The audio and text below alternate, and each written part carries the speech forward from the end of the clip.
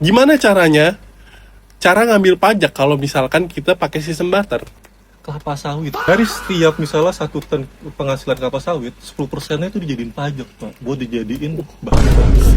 Tapi kan masalahnya, kelapa sawit aja punya pemerintah. Boy, gue mikir ya kemarin ya pas lagi kerja. Gue lihat berita nih, demo sampai 5 hari. Lama ya? Pertalite, Pak, di daerah kita, gue udah nyoba di beberapa SPBU, habis. Jujur, itu yang gue rasain belakangan minggu kemarin. Nah, iya kan? Hmm, Yang kedua, Pertamax naik, Pak. 2 kali lipat. 2 kali lipat. Akhirnya, gue tuh di kantor bertanya-tanya, Hmm. gimana kalau misalnya, Pak, misal nih, di negeri impian yang kita buat sendiri, sistem uang itu nggak ada, Pak. Oke, Tapi kita ganti jadi sistem barter, Pak. ini menarik sih menurut gue. Gue setuju sama pendapat lu kalau di negara impian kita ini, Negara imajinasi, iya, Pak. negara imajinasi kita ini tidak ada sistem keuangan, Betul. tapi kita ganti dengan sistem barter, Pure barter, Pak. pure barter. Berarti tidak ada kesenjangan sosial dong. Nah, terus efeknya gimana nih nanti misalnya untuk dunia kerja, Benar, pajak, benar, sehari-hari, benar, kan banyak benar. tuh.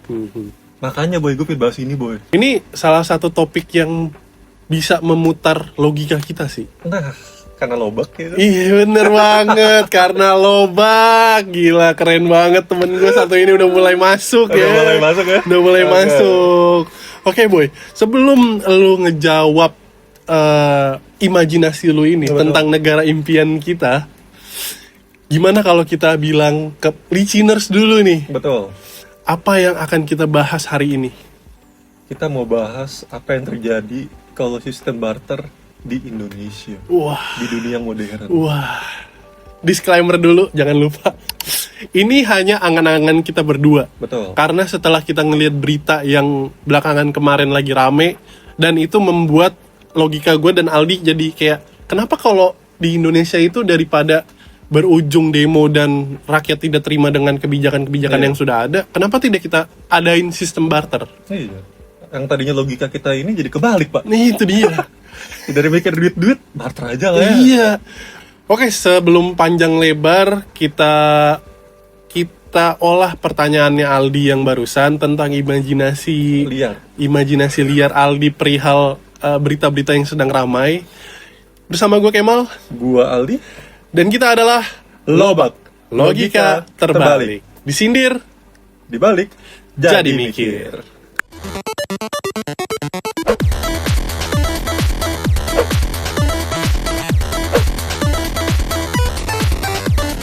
Nih, Boy. Gue tuh kemarin kepikiran loh. Hmm. Lagi sebat di kantor kan. Bengong. Gimana ya kalau misalnya Indonesia dijadiin sistem barter tuh kayaknya menarik banget, Pak. Contohnya pajak, Pak. Selama ini kita kayak kemarin THR kita ngeluh kan, pajak gede banget. Iya, potongannya itu jujur gede banget sih buat beberapa kantor yang ngasih THR. Nah. Sebagian kan enggak kan ada yang. Sebagian ada yang enggak. Nah, itu semua kita rubah, kita ganti sistem barter, Pak. Oke.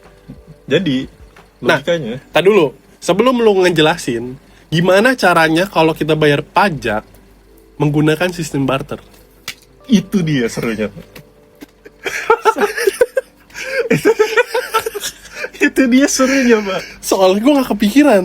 Oke. Pajak itu kan diambil dari beberapa persen hasil kerja kita. Betul. Betul. Hasil kerja keras kita diambil pajaknya. Gimana caranya? Cara ngambil pajak kalau misalkan kita pakai sistem barter. Oke. Let me cook. Let him cook. Let him cook. Let him cook now.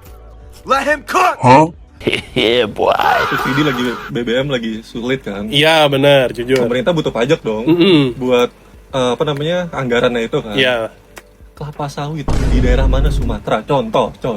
Di Kalimantan sama Sumatera itu spesialis kelapa sawit. Benar.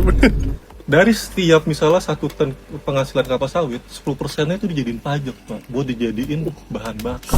Gede juga ya, 10% kelapa sawit dijadiin bahan bakar. Nah, itu, Pak. Tapi kan masalahnya, kelapa sawit aja punya pemerintah. Antara ku dan sawit, di antara ku dan sawit, cuma sawit ada yang lain. Rata-rata emang dipegang oleh pemerintah. Iya kan? Gimana cara barter ya padahal pajaknya ada di situ sendiri? Itu contoh. Oke. Soalnya menurut gua kelapa sawit itu nggak cuma pemerintah doang, Pak. Emang sebagian besar dari pemerintah kan. Contoh lain. Oke, contoh Coba lain. lu mau di daerah mana deh? Yang paling awam deh, Jawa. Jawa. Jawa itu kan adalah kunci, Pak. Betul. Jawa itu adalah kunci, guys. Nah. Jangan lupa. Indonesia untuk membangun infrastruktur itu kan butuh jasa, Pak. Iya, nah itu rata-rata diambil dari orang-orang Jawa yang keterampilannya dia cuman hanya butuh rokok Samsu Jadi jalan jadi tol. jalan tol. Nggak perlu tuh. Selama ini kan, wah, ekspor dari Cina tenaga SDA-nya. SDM dong. SDM. Dengan sistem barter, Pak. Barter jasa Iya. bisa, Pak. Oke, berarti pajak yang kita anggap sebagai potongan penghasilan kita ganti jadi sebuah potongan dalam hal bahan pangan. Bahan pangan. Contohnya kayak misalkan di Jawa itu lebih banyak orang menanam padi. Betul. Contoh ya kan, contoh menanam padi. Berarti dari misalkan 100%-nya kita sebagai petani padi. Betul. 10%-nya kita alihkan buat bayar pajak ke pemerintah. Betul. Ya, berarti nah, si pangan yang dikasih dari petani ini pajaknya dikumpulin untuk apa? MBG. Nah, oh, Selesai dong satu oh masalah iya dong. bener. Setuju, gue setuju. Satu masalah selesai dong. Iya setuju. Berarti MBG yang kita bayangkan itu beneran dari petani pangan Betul. yang ngasih 10%-nya itu untuk ke pemerintah dan pemerintah membagikan untuk rakyat yang kita ambil istilah yang kurang mampu. Yang kurang mampu. Iya kan? Tapi dalam imajinasi kita, dalam logika terbalik kita, Betul. tidak ada kalau misalkan sistem barter, berarti nggak ada orang yang kurang mampu dong. Nah, di situ menarik ya. Oke. Setiap orang jadi punya pandangan yang berbeda tentang suatu barang. Oke. Contoh. Web, Oke, vape. Ya ini. lo pernah dengar peribahasa kan? Lebih baik gua nge-vape, ngerokok, Iya, ngerokok. dibandingkan gua nggak makan. Dibandingkan gue makan. Berarti gini, gue lebih prefer nggak makan dibandingkan nggak ngerokok. Nah, berarti buat gua misalnya rokok itu lebih penting dibanding makanan. Oke. Sedangkan buat yang lain bisa jadi rokok itu malah nggak penting sama sekali. Lebih penting makanan. Oke. Makannya perspektif setiap orang akan suatu value itu beda, Pak. Yang sekarang misalnya pada ngejar iPhone 17. Oke. Sekarang kita ngejar telur ayam yang apa sih? Omega cuy. Nilai telur omega tuh bisa lebih mahal sih kalau emang misalkan jadi sistem barter ya. Dan harga daging menurut gua itu value-nya paling tinggi. paling tinggi, Pak. Daging Wagyu. Nah, orang-orang sekarang kan orang kaya kan bisnis kan. Petani miskin-miskin, Pak. Bener, itu Kalau setuju pakai gue. sistem barter karena tadi harga daging tinggi, harga telur omega itu lebih Iya, mahal. harga padi juga jadi lebih mahal. Struktur status sosial berubah, Pak. Petani jadi orang kaya, Pak.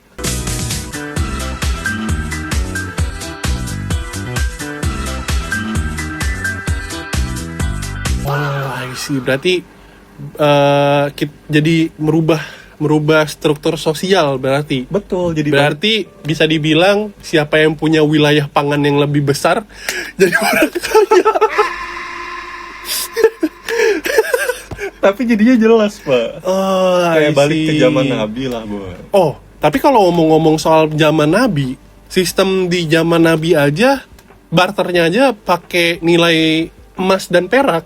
Nah, Kalau misalkan kita balik lagi ke zaman Nabi, nilai barternya itu berarti dari emas dan perak dong. Dan apa satu lagi yang coklat? koper. Perunggu. Perunggu ya? Iya, Koper, perunggu. koper. Iya, koper benar. Koper Iya, ya? itu tiga mata uang ini. Kalau zaman Nabi kan. Nah, gini boy, menurut gua itu udah gak relevan lagi di zaman sekarang. Kenapa? Perunggu abis itu silver sama satu lagi emas itu buat apa sekarang? Katanya di zaman sekarang. Iya, banyak sebenarnya. Contoh, Yang pertama buat perhiasan. mm-mm. Yang kedua itu dalam bahan-bahan teknologi yang sudah ada sekarang, Betul. itu kan membutuhkan perak dan emas. Setuju. Dan perunggu juga sangat hal yang dibutuhkan Betul. untuk untuk dalam sebuah pembuatan teknologi. Nah, kalau misalkan itu hilang, berarti kita balik ke zaman Nabi yang benar-benar nggak ada teknologi, dan itu sebagai mata uang. Nah, emas, silver yang tadi itu penting lah, mineral-mineral itu. Tapi itu nggak bakal jadi value yang lebih tinggi pak dibandingkan kayak pangan dan lain-lain. Oke. Contoh di negara-negara lain nih misal, di negara Afrika let's say, Oke. air bersih pak lebih penting dibandingkan emas pak.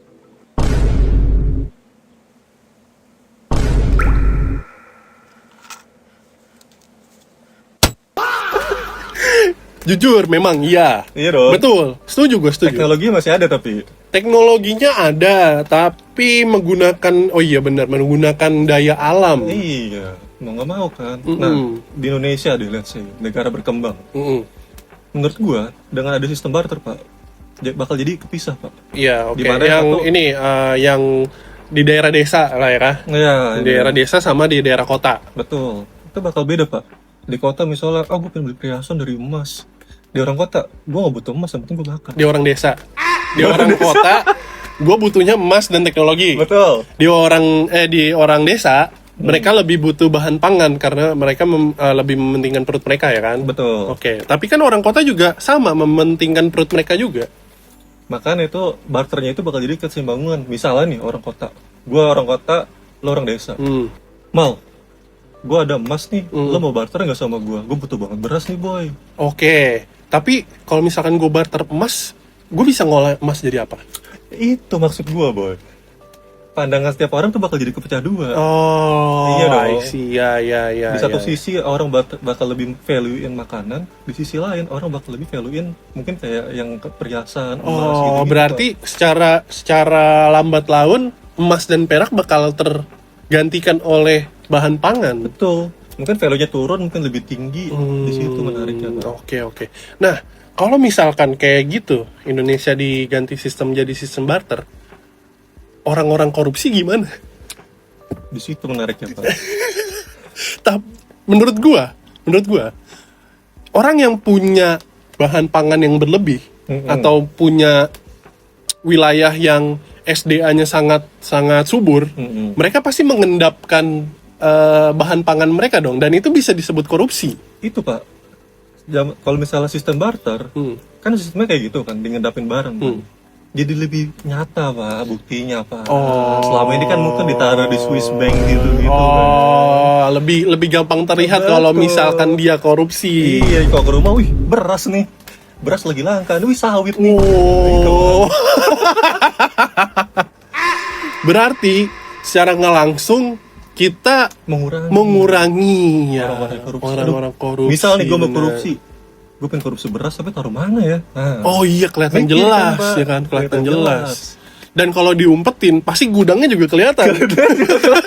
KPK jadi lebih gampang nih, beras siapa nih? Iya, setuju. Di negeri impian. Setuju. Tapi kan korupsi itu mindset, Pak. Betul. Korupsi itu adalah sebuah mindset yang menggiurkan orang-orang yang kaget melihat sebuah nilai mata uang yang berlebihan. Dan mereka kayak pengen ngambil semua itu. Nah, kalau misalkan pakai sistem barter, gimana caranya? Menurut gua itu juga bakal berkurang, Boy. Kalau ngelihat uang berlebihan, oke, lu bisa beli apa aja. Oke. Kalau ngelihat beras berlebihan, Pak, lu mau makan sampai banyak apa, Pak? Ngelihat telur omega berlebihan, lu mau sekenyang apa, Pak?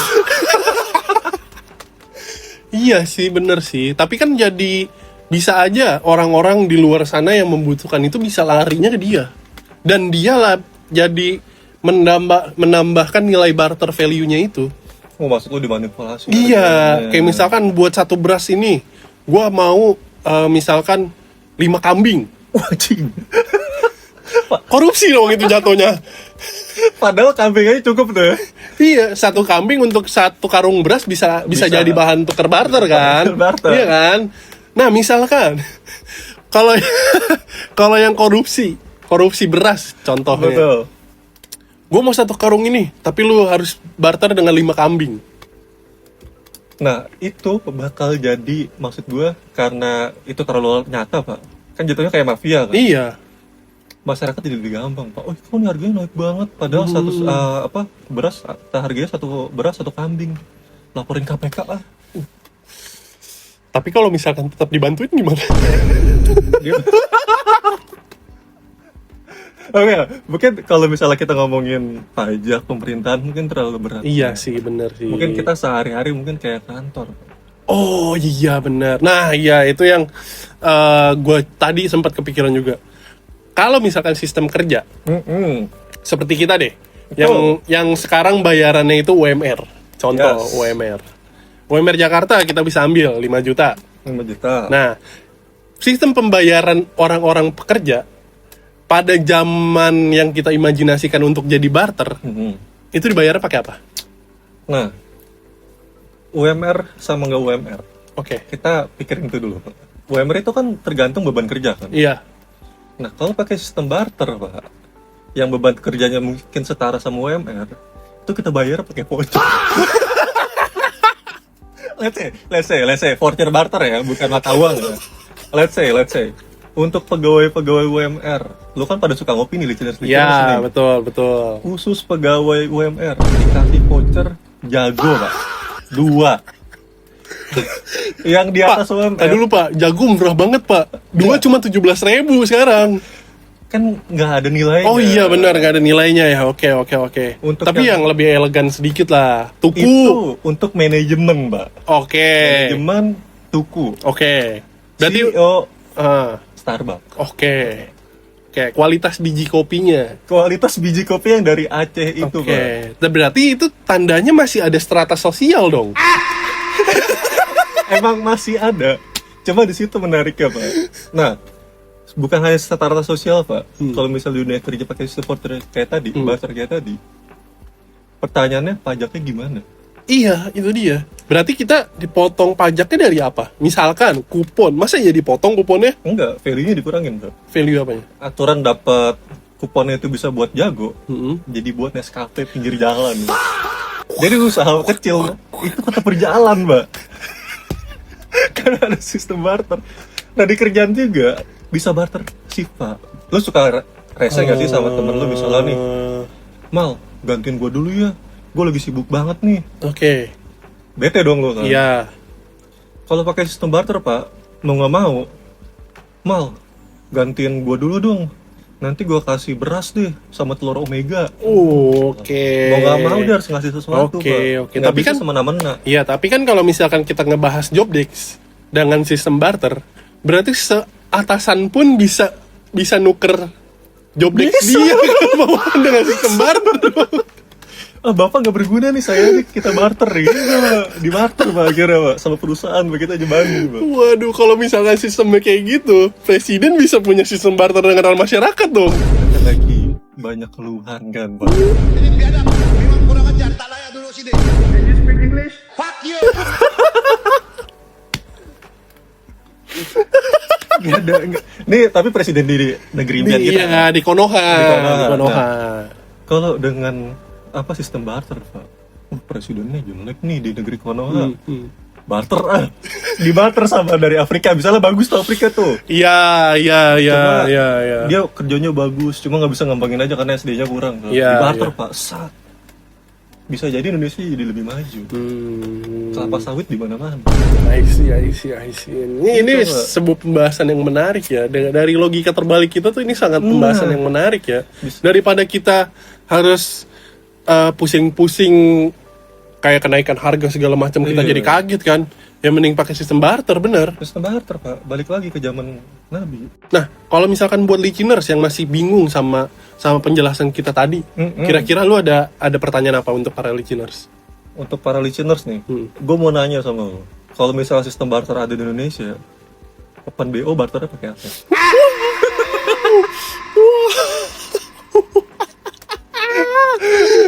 menarik. Gue sempet dulu baca itu.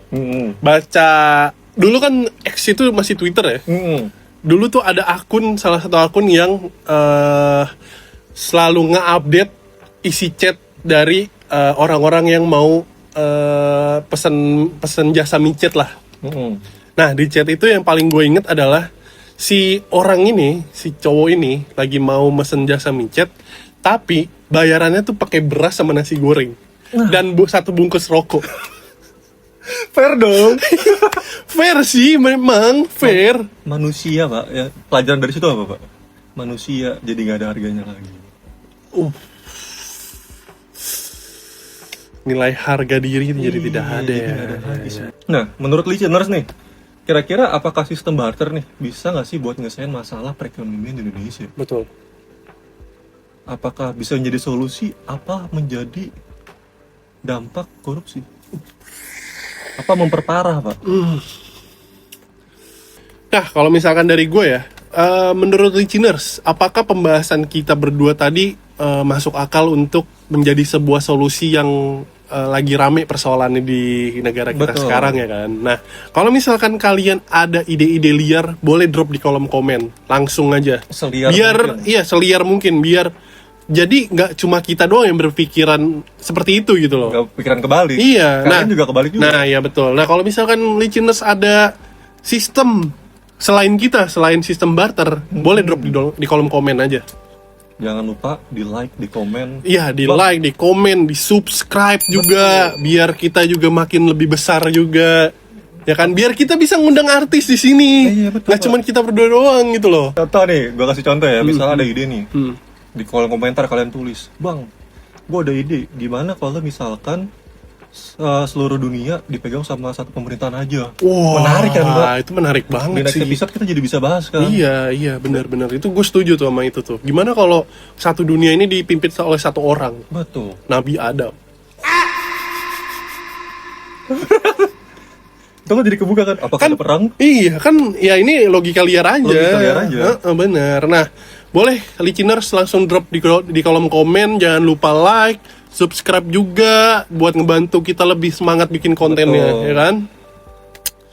Oke, kita udahin aja Kita kali ya. udahin aja, Pak. Udah terlalu liar Udah ini, terlalu takutnya gue liar. makin kemana-mana ya kan. Bersama gue Kemal. Gua Aldi. Selamat datang di Loba. Loba. Logika terbalik. Disindir, Di balik jadi mikir.